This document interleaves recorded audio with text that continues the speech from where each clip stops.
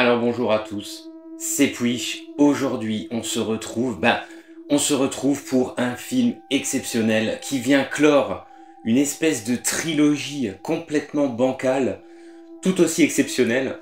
Alors, concours de circonstances, le personnage de Popeye, vous le savez si vous avez vu mes autres critiques, est tombé dans le domaine public. Qu'est-ce qui s'est passé? Il y a plusieurs studios de production de films qui se sont dit, bah tiens, on va reprendre ça à notre compte et on va en faire un slasher, un film d'horreur. Idée pour le moins saugrenue s'il en est. Et, chose encore plus folle, 3 studios différents, comme je vous ai dit, donc qui produisent 3 films. Les 3 sortent en 2025. Pour le plus grand malheur des cinéphiles avertis, on a eu droit à Popeye Revenge, qui pour l'instant tient la palme du meilleur film. Alors, on va voir avec cette dernière itération. On a eu ensuite Popeye the Slayer Man, qui était déjà de triste mémoire un très mauvais film, mauvais slasher, avec un Popeye ridiculissime. Mais j'ai envie de vous dire comment faire pour ne pas être ridicule dans le cadre de la franchise Popeye. C'est déjà incroyable. Et là, aujourd'hui, on se retrouve pour, on l'espère de tout cœur, le dernier film consacré à Popeye en tueur fou. On se retrouve pour Shiver My Timbers. Et c'est véritablement une catastrophe galactique.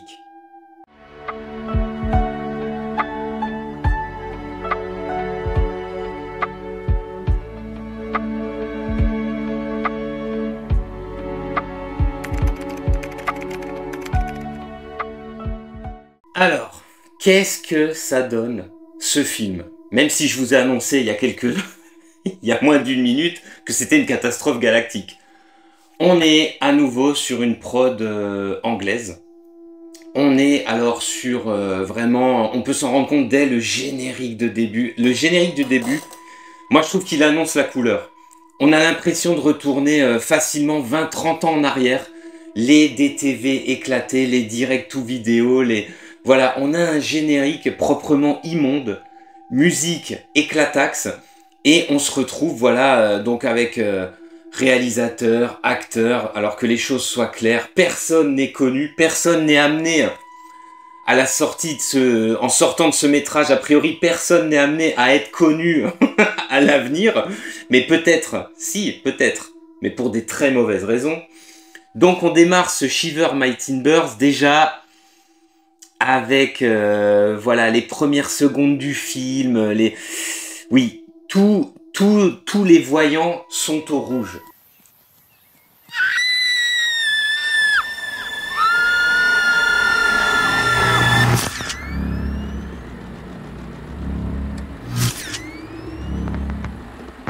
Et c'est encore pire que les deux autres.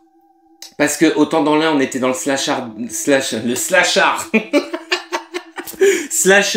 clochard, le slasher. On était dans le slasher nanardesque assumé pour l'un, un nanardesque et vulgaire, dans le film complètement nul pour l'autre, et là on tombe immédiatement et dès les premières minutes du film dans la série Z. C'est-à-dire il y a zéro budget. Il y a zéro envie de faire quelque chose de bien, je crois que ça c'est clair. Il y a vraiment tout est au rabais, mais au rabais du rabais. On se dit, dès qu'on voit ça... Sailor boy! Hey Sailor boy! Good night, me hearty! Well, blow me down. Voilà, on ne peut que se dire, bon... soit j'arrête tout de suite le métrage, soit je sais évidemment dans quoi je mets les pieds, dans la série Z, bas de plafond, bas du front. Alors, ce type de film, pour moi, peut amener des bonnes surprises, peut être vraiment très fandard. Bon, là, ça va pas être le cas. De quoi ça parle, cette merde? Quel est le contexte? On avait déjà 2 contextes différents pour nous amener un Popeye tueur, parce que c'est vrai que on se dit tout de suite, mais Popeye, il est gentil. C'est un marin, il mange ses épinards, il veut vivre avec sa copine Olive, enfin voilà, tout va bien. Comment, dans ce film-là, quel est le prétexte à le faire devenir un serial killer. Alors de quoi ça parle cette immondice? Alors, on va suivre le sempiternel groupe de jeunes, voilà, qui veulent s'éclater le soir du passage de la comète de Halley. Donc c'est une pluie d'étoiles filantes qui a eu lieu aux États-Unis en 86. Donc déjà on est un peu étonné. Le film veut nous mettre un contexte, voilà, on est dans les années 80. Alors, je vous rassure, vu la pauvreté de la prod, le côté années 80 finalement sera surtout vu dans la voiture qu'ils prennent pour aller sur les lieux, qu'on verra quelques minutes, donc quelques véhicules comme ça, puisque évidemment ils vont bien sûr dans un lieu isolé, même si on a du mal, déjà on a du mal à comprendre où ils vont, parce que quand ils sont sur la route, on nous montre des paysages montagneux, voilà, et puis au final ils sont soi-disant au bord de mer. Bon, ça n'a aucun sens, mais on va passer outre, hein, évidemment, c'est un micro-détail dans cette sombre purge. Donc, hormis ça, quand vous regardez les personnages, quand vous regardez leur façon de s'exprimer, la façon dont ils sont habillés, à part peut-être la tente, le campement, qui fait, oui, années 80, on va dire. En fait, il y a quasiment rien qui nous fait penser aux années 80. Et c'est vrai que si c'était pas noté au début du métrage et si les personnages n'en parlaient pas au travers de leur dialogue en début de film, en fait, ouais, on penserait absolument pas que le film se déroule, voilà, en 86. Donc, chose importante, cette comète, voilà, son passage va faire entrer dans l'atmosphère certains matériaux a priori extraterrestres qui vont se retrouver malencontreusement, écoutez bien les amis, malencontreusement dans la pipe de Popeye. Oui, oui, vous avez bien entendu. Alors Popeye, dans le film, on le verra au début du métrage, c'est un vieux papy. Voilà, c'est un vieux pêcheur, il a une tête pas possible. Well, don't be good fishing tonight. Il va croiser évidemment notre groupe de jeunes. Il va aller pêcher Pépouze, voilà. Et au travers d'une scène, mais alors complètement, mais alors c'est what the fuck, c'est laid, c'est ridicule, c'est débile. T'as tout de suite envie d'arrêter le film. Tu te dis mais attends, on est en 2025 pour avoir ça.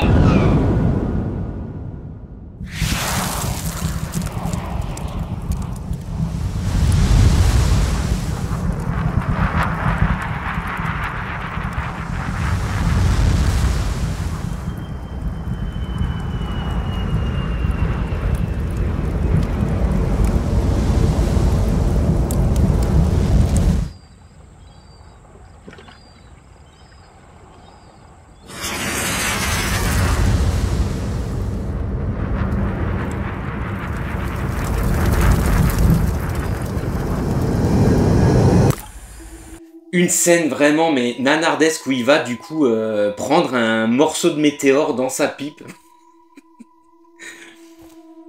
Et après ça, voilà, même si c'est affligeant pour le moins, il va se transformer en tueur fou, voilà, en espèce de mutant, un Golgoth mutant qui va massacrer évidemment, parce que vous en doutez, la bande de jeunes est uniquement là pour se faire massacrer.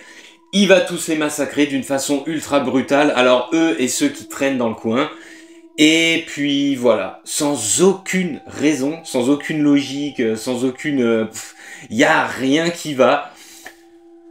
Bon, le film dure 1h13. Alors quand je dis film, faut penser film. Hein. Il dure 1h13. Alors vous allez me dire, oui mais puis le calvaire est de courte durée, 1h13. C'est pas beaucoup. C'est vrai que c'est pas beaucoup, et pourtant, alors chose, voilà, assez difficile à conceptualiser, quoique, il est interminable, interminable. C'est-à-dire, il y a beaucoup de scènes, comme le film n'a absolument rien à raconter, vous avez compris, comme le film n'est pas intéressant, je vous épargnerai le développement des personnages inexistants. On est de nouveau sur un groupe de jeunes, alors ils veulent coucher les uns que les autres, mais c'est même pas ça en fait, il y a zéro humour, il y a 2 bouts en train dans l'équipe qui sont parfaitement ridicules. Il y en a un, d'abord, j'ai même pas compris que c'était une fille au départ. L'espèce de Steve Urkel de l'équipe, j'avais même pas compris que c'était une fille. Donc c'est assez affligeant d'ailleurs sur lui aussi, hein, quand je parlais de Steve Urkel, c'est voulu. Je pense que voilà, c'est aussi un des personnages qui fait dire « Eh oh, on est dans les années 80 », voilà. L'humour ne fonctionne absolument pas. Les lignes de dialogue sont indigentes. Au début du film, quand ils installent leur camp, il y a deux personnages, leur campement, pardon. Il y a deux personnages qui vont sur la plage, qui commencent à parler. La scène doit durer au moins 5-6 minutes, elle s'étire, mais à l'infini. On comprend pas, on a envie de leur dire, mais putain, vous avez posé la caméra, vous avez filmé les discussions voilà, inintéressantes de deux potes de lycée. Tu comprends pas? Aucun humour, aucun... Bon, alors les acteurs, ai-je besoin de préciser qu'ils sont absolument tous mauvais. Voire débutants, voire pas acteurs du tout. Ils sont retrouvés là, c'est des potes de la prod, j'en sais rien. Écoute, tu peux pas me dépanner, faudrait que tu fasses un gars dans mon film. Allez, pourquoi pas. Ok, voilà, donc il n'y a rien qui va. Et puis, il y a une certaine vulgarité crasse qui se dégage de ce film. Notamment à travers une scène de sexe, mais absolument immonde qu'il y a dans le film. Alors même si elle n'est pas si graphique que ça, hein, c'est, vous savez, le genre de scène de sexe où on garde les habits. Comprends pas. Il y a ça, il y a aussi un des personnages qui ira faire ses commissions, la grosse commission, dans une cabane dans les bois, au bord de cette plage, on comprend pas. Et voilà, il sera filmé pendant plusieurs minutes en train de chier.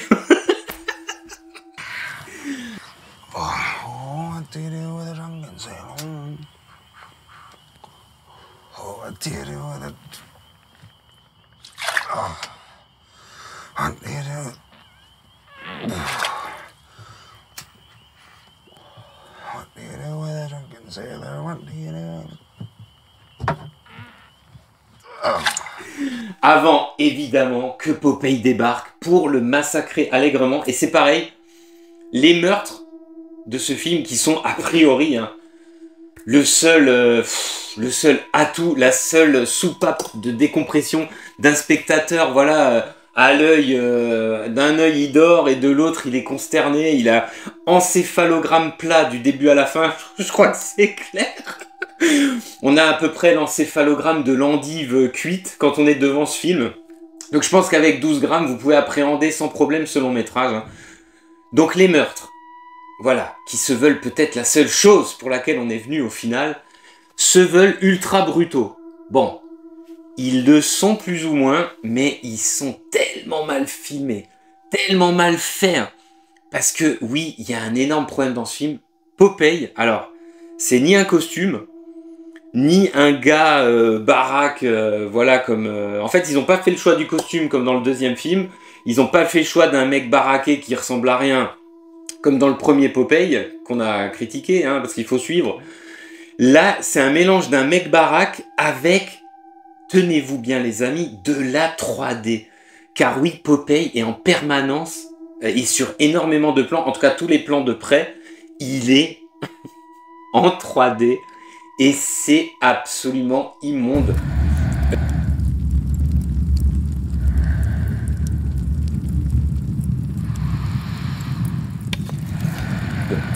Je ne comprends pas ce choix. Pourquoi avoir fait ça? Je ne sais pas. Alors, avec cette 3D, va aussi au niveau des meurtres, beaucoup de sang.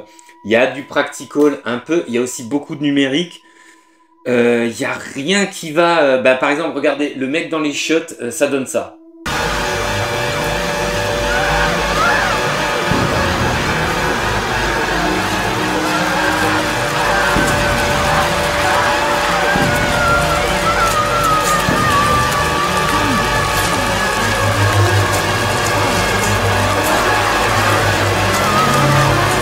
Avec, évidemment... Côté vulgaire, j'avais précisé, donc meurtre dans les shots. Alors vous avez compris, je ne sais pas vous, hein, mais moi par exemple, je n'ai absolument pas compris pourquoi, alors qu'il lui serre un peu la tête comme ça, enfin beaucoup, on va dire beaucoup, pourquoi il y a des geysers de sang qui volent dans tous les sens.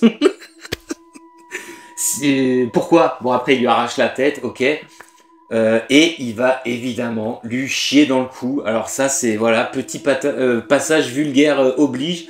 on va voir Popeye comme ça péter, lui chier dans le cou. J'ai pas compris.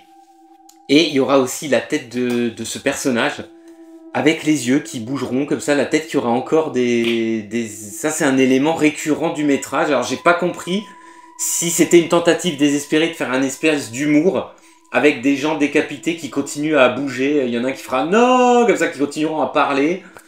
Ça, j'ai pas bien compris. Ou alors, est-ce qu'au niveau scientifique, c'est totalement approuvé? Je ne sais pas. Je n'ai pas les capacités pour prédire ça. En tout cas, vous avez vu, c'est extrêmement laid. Et puis alors, le Popeye en 3D qui se fait une pipe avec un de ses premiers meurtres. Il va faire une pipe avec les os d'une de ses victimes. Enfin, pareil, pourquoi une pipe surdimensionnée qui n'a aucun sens? Ça, c'est aussi, on se dit, mais pourquoi vous avez fait ça? Donc, il va massacrer sans problème toute cette bande d'abrutis, hein, parce qu'ils sont tous débiles. Hein. Ça aussi, je crois que c'est clair.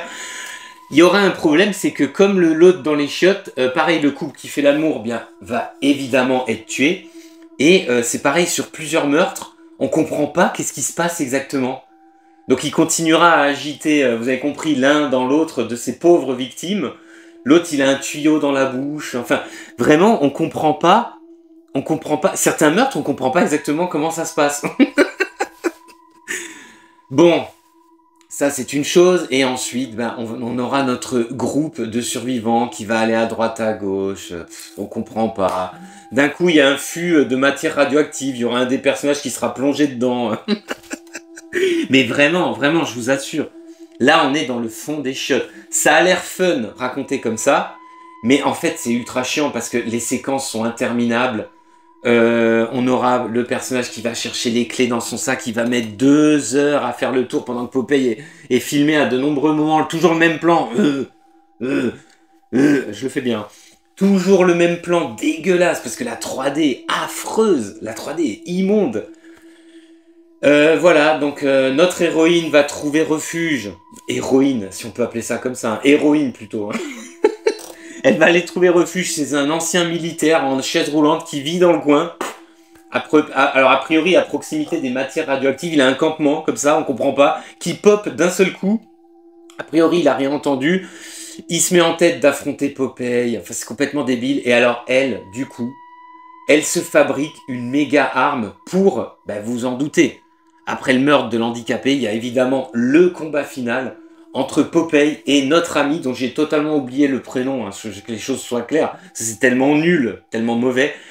Elle va se fabriquer, alors un peu à la façon des délires japonisants, Tokyo Gore Police, The Machine Girl. Elle va se fabriquer sur son moignon, parce que oui, elle va se cramer, d'ailleurs ça aussi, ça n'a aucun sens, elle va se cramer la main en tenant volontairement la pierre radioactive, alors qui au final est un espèce de... Tu vois tomber un mini truc dans la pipe de Popeye, mais à la fin c'est une espèce d'énorme coutelas. Ils vont d'ailleurs s'en servir pour le rendre borgne. Alors je te spoil cette merde, mais en fait je te sauve la vie. En faisant ça, je vous sauve la vie. Donc elle va se fabriquer sur son moignon, à la Evil Dead, à la Tokyo Gore Police, une espèce d'énorme scie à bois comme ça, mais vraiment surdimensionné pour un combat final. Ah! Un combat final alors qui dure même pas 5 minutes, mais qui est en même temps interminable, donc on comprend pas. Elle tronçonne Popeye dans tous les sens, le mec est toujours debout, on comprend pas. Alors il y a des geysers de sang, en fait ça donne ça.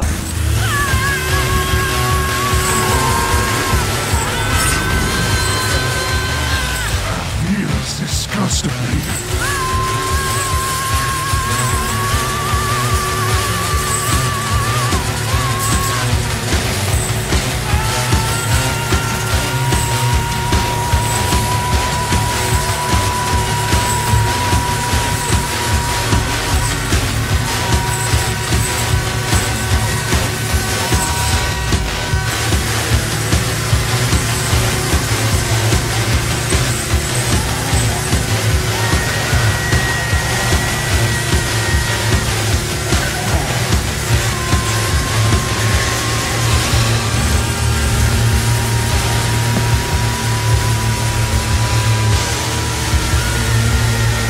C'est peut-être bel et bien le seul moment de délire un peu rigolo du film, mais vous l'aurez compris, dans un état quasiment euthanasié du spectateur qui est dans le coma, pour tout dire. À ce moment-là du film, on est dans le coma. On n'attend plus rien du métrage, ni de la vie. Et donc, voilà, même cette dernière éructation gore et what the fuck à outrance parachèvera toute façon le spectateur va se dire que c'est que cette grosse merde. Donc là, vraiment, on est sur un film qui ne se respecte pas, qui ne respecte pas le spectateur, qui a un budget, mais qui doit avoir un budget mais famélique. Mais je vous rappelle que même avec un budget famélique, il y a des types qui sont capables de faire Terrifier. Voilà. Donc plus aucune excuse n'est acceptable. D'autres types en d'autres temps ont fait Bad Test. Ou on fait, voilà, bref. Inacceptable. Une bouse atomique. Alors même moi j'aime les merdes. J'aime les films. Hein. J'adore les bouses, les nanars. Voilà, qu'on soit bien clair. Mais là, on est sur un navet de série Z irregardable, hormis quelques meurtres, le gros coup de poing qui donne... il y a deux espèces de racailles qui traînent près de la plage, là, qui font aussi un peu années 80 avec leur blouson de cuir. Il y en a un, il atomise, on lui donne un coup de poing. C'est assez brutal, sa tête explose. Voilà, ça c'est un peu rigolo. Et puis le combat de fin, c'est un petit peu rigolo. Mais en dehors de ça, pourquoi vous perdriez votre temps à regarder une telle merde, une telle bouse? Vraiment, celui-là, il est honteux. C'est le pire des trois. Alors, on espère de tout cœur qu'il n'y ait jamais de suite. Jamais. Et d'ailleurs, qu'ils arrêtent cette mode. Alors, à part peut-être le premier Popeye que je mets à part, qui m'a vraiment... J'ai trouvé fun, qui m'a fait marrer. Mais franchement, là, c'était l'enfer absolu. En plus, le pire, entre-temps, j'ai essayé de continuer à regarder d'autres films comme ça. Parce qu'il y a eu...